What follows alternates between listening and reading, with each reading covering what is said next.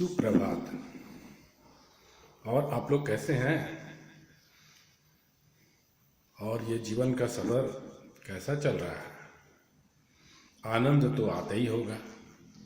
इस लॉकडाउन में घर पर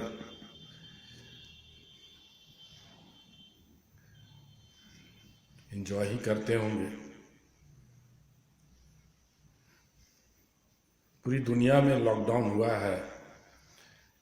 कई जगह तो लॉकडाउन कुछ कम भी हुआ है, छूट भी मिला है। तब भी पूरी दुनिया में कोरोना वायरस की वजह से लाखों की मौत हो चुकी है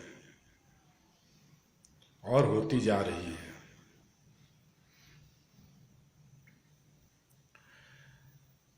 इंसान प्रकृति को छेड़छाड़ करने का प्रयास किया है, जिसका ये परिणाम आज दिख रहा है।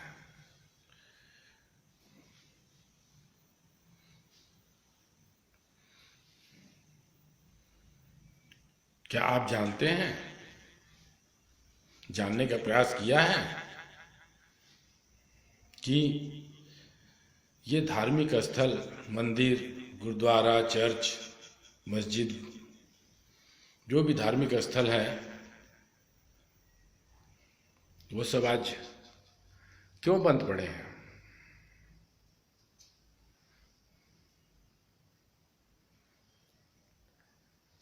ये सारी प्रकृति की शक्तियां आज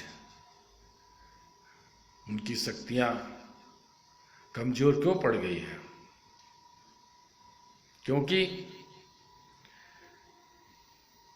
इंसान से प्रकृति है या प्रकृति से इंसान है। अगर इंसान से प्रकृति है तब तो कोई बात नहीं, तब तो फिर कोई लड़ाई की बात ही नहीं है, नहीं कोई परेशानी की बात है। इंसान इच्छाशील प्राणी है, इच्छा चाहे जो भी करे करता रहे।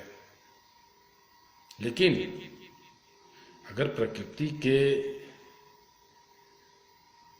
और प्रकृति से मानव है, इंसान है, तो इंसान को समझना पड़ेगा कि जितना विज्ञान तरक्की कर ले, प्रकृति का अथाह भंडार शक्तियां, विज्ञान, ज्ञान इंसान से कई गुना आगे है। इंसान जितना भी प्रयास कर ले, वहाँ तक पहुँचते पहुँचते उसकी मौत निश्चित है। हर आने वाला प्राणी आगे बढ़ने का प्रयास कर रहा है, अच्छी बात है। तरक्की का दौर है, विकास का दौर है, उन्नति का दौर है। सभी लग्जरियस स्टाइल में जीने लगे हैं। लाइफ स्टाइल भी बहुत काफ़ी उम्दा किस्म का हो गया है। प्रकृति से कहीं आगे निकल करके वो सोचते हैं कि हमारी सौंदर्य, सुंदरता, प्रकृति का घर का घुमान, रहन सहन प्रकृति से कहीं ज़्यादा सुंदर हो चुका है। लेकिन घूम फिर करके सत्य तो प्रकृति की सुंदरता ही है। उससे बाहर मानव जाति के लिए मात्र समस्या है, क्योंकि प्रकृति के द्वारा बनाया गया मानव का शरीर उसके अनुकूल ही चल सकता है, उसके विरुद्ध नहीं चल सकता।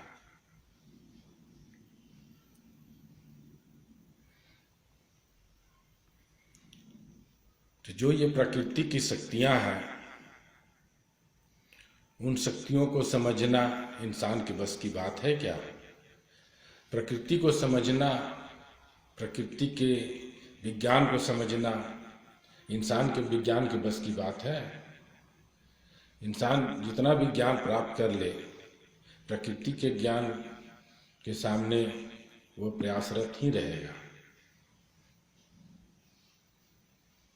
ठीक है, विज्ञान को जानने वाले इस प्रकृति की शक्तियाँ को माने ना माने, और न माने का मुद्दा तो ये वहाँ तक जाके रुकता है जहाँ तक वहाँ वो पहुँच नहीं पाता है, ना पहुँचने का प्रयास करता है, क्योंकि वो तो अपने ही रास्ते पर चल करके मंजिल को पहुँचने का मार्ग समझता है कि हम जिस रास्ते से चल रहे हैं वही मंजिल है और वही ज्ञान का भंडार है। जबकि प्रकृति अथाह है, असीमित है, इसके मार्ग से चलेंगे तब ना हम इस प्रकृति को समझ पाएंगे, जान पाएंगे।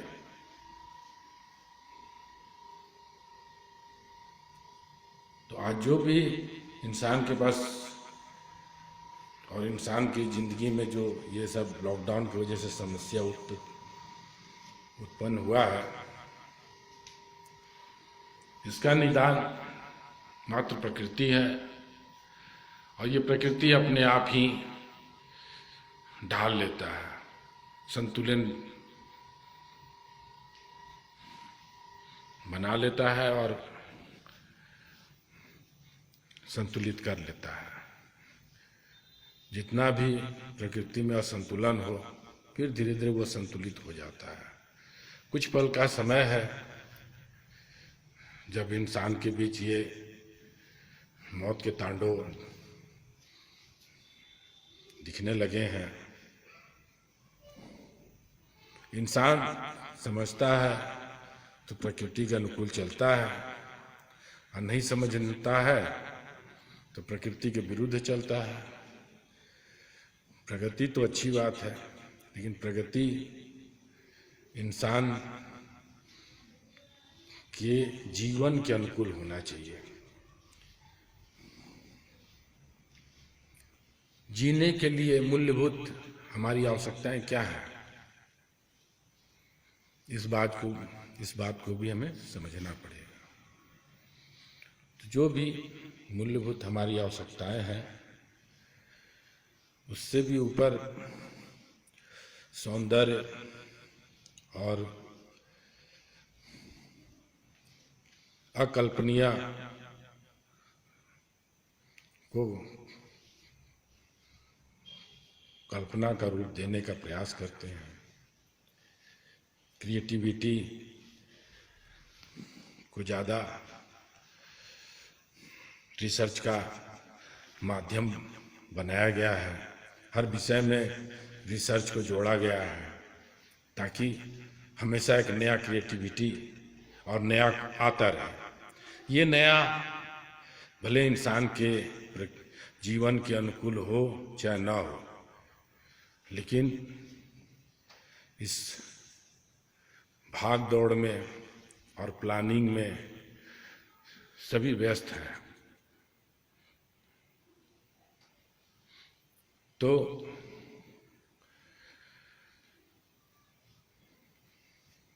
इंसान को समझना होगा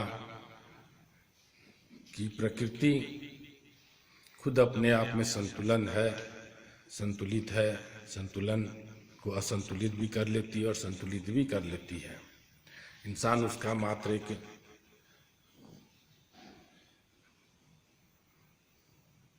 अंग है। हाँ, इंसान की जिज्ञासा जब उससे ऊपर भागती है तो इंसान अपने लिए ही समस्या पैदा करता है। तो आज मंदिर, मस्जिद, गुरुद्वारा, चर्च, जो भी धार्मिक स्थल बंद है, उसके पीछे यही एक कारण है कि एक मछली सारे तालाब को गंदा कर देती है।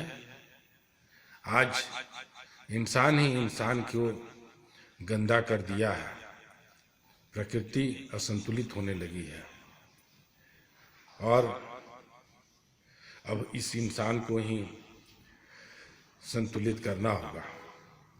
लेकिन प्रकृति से बड़ा इंसान तो है नहीं, तो अंततः यही है कि प्रकृति खुद ही संतुलन